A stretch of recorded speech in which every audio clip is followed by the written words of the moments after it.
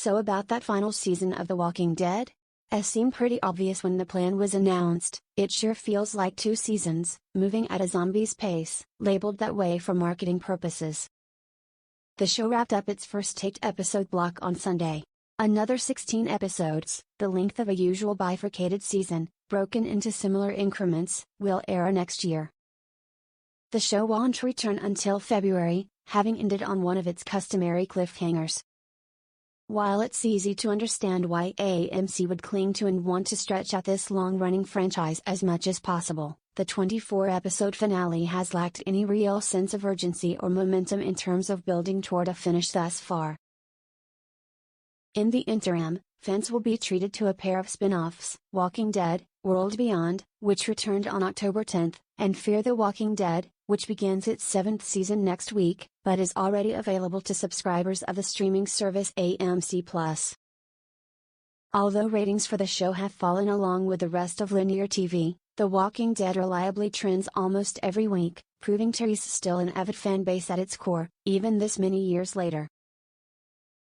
Whatever enthusiasm surrounded the idea of the final season, however, has mostly faded, as the scattered story unfolds on multiple fronts, with a new group of villains that, like several of the recent seasons, don't measure up to the best of the early ones.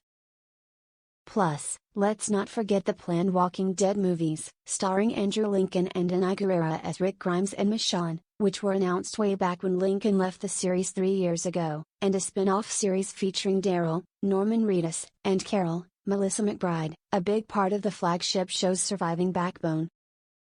Lincoln's departure represented one of the more prominent examples of sleight of hand that the show has executed, given the way his last episodes were marketed, and Gurira's exit last year only compounded the void left by losing major characters.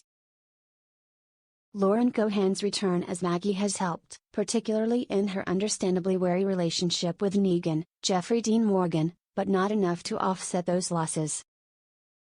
Taking inventory of all those moving parts, even with the finish line in sight, where the show is heading hasn't yet come into focus.